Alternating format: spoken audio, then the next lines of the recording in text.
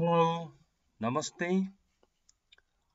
Welcome to the Best Preparation, a big platform for learning English language. Now let's see today's lesson, passive voice. मैले योभन्दा अघिल्लो live क्लासमा ग्रामरको कुरा गरेको थिएँ अनि भोइसको कुरा पनि गरेको थिएँ। भोइसको आज यसको आवश्यकता र यो प्यासिभ बनाउने विशेष तरिका चाहिँ सिक्न सकिन्छ। यो छोटो भिडियो छ, अत्यन्त व्यावहारिक खालको भिडियो छ। ओके, यो पुरै हेर्नु होला। It's very short one. Okay, passive voice. यहाँनिर नेपाली हेर्नुहोस् है। मासु ससाना टुक्रामा काटिन्छ। यहाँनिर कसले काट्छ भनेर नाम भनेको छ र छैन। यो त के गरिन्छ, काम के हुन्छ, त्यो कामलाई बढी जोड दिने। प्यासिभ भोइस भनेकै कर्मवाच्य, कर्म भनेको काम, कामलाई जोड दिने भनेपछि यहाँ हेर्नुहोस्, मासु ससाना अथवा साना साना टुक्रामा काटिन्छ। यसमा कामलाई जोड दियो है, मासु टुक्रा बनाउने कुरालाई जोड दियो नि। यसले नै काट्छ भनेन, यसले काट्छ, यसले गर्छ भनेर कर्तालाई जोड दिनेलाई एक्टिभ भोइस भन्छ अनि कामलाई जोड दिनेलाई प्यासिभ भोइस भन्छ। यो त एक किसिमको प्रोसेस हो, प्रक्रिया कसरी अगाडि बढ्छ भन्ने कुरा बताइरहेको छ यहाँ। यस्तैलाई भनिन्छ प्यासिभ। यस्तैलाई प्यासिभमा बोल्नु पर्छ, प्यासिभमा लेख्नु पर्छ। यस्तो जब आउँछ दिमागमा बी प्लस भी3 भन्ने सम्झिनु पर्छ। Past participle form of the verb भी3, बी भनेको इजेमार वाज वेयर, बी र बिन। अब हेर्नुहोस्, दोस्रो सेन्टेन्स हेर्नुहोस्, यसमा केही मसलाहरू मिसाइन्छ। मिसाइन्छ, कसले मिसाउँछसँग मतलब छैन नि, त्यही भएर यो प्यासिभ छ। तावामा केही तेल तताइन्छ, हो यो पनि प्यासिभमा छ। त्यसपछि त्यो तावामा मासु राखिन्छ। त्यो मासु राखिन्छ, मासुका टुक्राहरू राखिन्छ र फ्राई गरिन्छ। ओके, यो एउटा कुकिङ सम्बन्धी तरिका बताइँदै छ। हाउ टु फ्राई मटन अथवा समथिङ यसको क्वेसन छ। अब यो कसरी गर्न सकिन्छ भन्दा पहिला त यो बुझौँ। प्यासिभमा लाँदैछु, प्यासिभ भनेकै बी प्लस भी3 हो। बी भनेको is, am, are, was, were अथवा बी, बिन प्लस भी3। भी3 भनेको past participle form of the verb, यहाँ छ भी3 हो, भी3। अब यहाँ पहिला भर्ब तयार गरौँ है, किनभने हामीलाई भी3 चाहिन्छ, पास्ट पार्टिसिपल चाहिन्छ। काटिन्छ भन्नलाई भी3 चाहियो। कट, कट, कट, भी1, भी2, भी3 यो चाहियो। मिक्स, मिक्स्ड, मिक्स्ड यो चाहियो। हिट, हिटेड, हिटेड यो चाहियो। Put, put, put, fry, fried, fried. Okay, भी3 त बनाइयो। अब इजेमार वाज वेयर, बी र बिन के लाग्छ त्यो अनुसार बनाउनु पर्ने छ। के लाग्छ भन्ने त छ भन्ने शब्द हुन्जेल इजेमार लाग्छ। छ छु छिन छन् जे भए पनि थियो थिए थिइन् त्यस्तो वाला आउँदाखेरि वाज वेयर लाग्छ। यो एई आउँदा। अब यहाँबाट हेर्नुहोस्, मासु साना साना टुक्रामा काटिन्छ। The meat is cut into small pieces. Passive भयो कि भएन? बी आयो, इज अनि यो भित्री आयो। The meat is cut into small pieces. मासु साना टुक्रामा काटिन्छ। अब यहाँ हेर्नुहोस्, यसपछि के छ? यसमा केही मसलाहरू मिसाइन्छ। मिसाइन्छ भनेपछि some spices are mixed. मिसाइन्छ।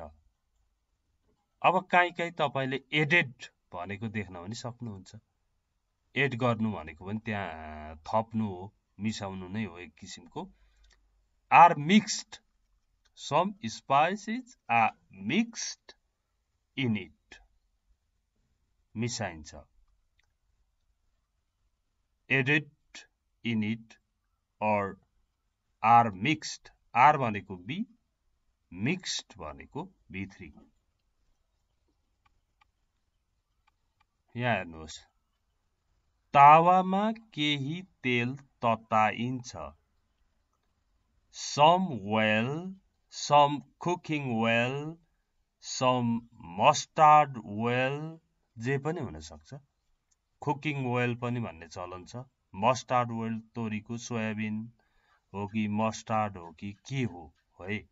Some well is heated in the pan. Okay? तताइन्छ। अब some spices are mixed भयो, some well is heated भयो। यो is भनेको बी, heated भनेको चाहिँ भित्री है, पास्ट पार्टिसिपल। अब यहाँ हेर्नुहोस् है, त्यसपछि त्यो तावामा मासु राखिन्छ र फ्राई गरिन्छ। देन, एन्ड देन, अनि त्यसपछि भन्दा एन्ड देन हुन्छ। एन्ड देन भन्छ, एन्ड देनलाई एन्ड देन भनिन्छ। एन्ड देन अथवा देन द मिट भनेको त्यही मासु हो नि त, अघिदेखि चर्चा भएको टुक्र्याको मासु। अथवा तपाईले then the pieces of the meat भनेर लगे पनि भो। Then the meat is put, फेरि बी आयो, भित्री आयो, in the pan and fried. यो फ्राइड भित्री छ, इज यसैले काम गरेको छ। Then the meat is put in the pan and fried भनेको द मिट इज फ्राइड। गर्दाखेरि कुरा के बुझ्यो? बी प्लस भित्री हुनै पर्दो रहेछ भन्ने बुझिँदैछ। अब यहाँ हेर्नुहोस्, यहाँ सबै एकै ठाउँ छ। The meat is cut into small pieces. Some spices are mixed in it. Some oil is heated in the pan. Then the meat is put in the pan and fried. Okay? बुझ्नुभयो नि? यो राम्रोसँगले एकपल्ट फेरि हेर्नु होला। अब यहाँ हेर्नुहोस्, अंग्रेजी विश्वभरि बोलिन्छ। कसले बोल्छ भन्या छैन, विश्वभरि बोलिन्छ। यस्तो इन्छवाला नै passive. English is spoken all over the world. Is spoken. Is be भयो, spoken, speak, spoke, spoken भनेपछि त verb third भयो, past participle form भयो.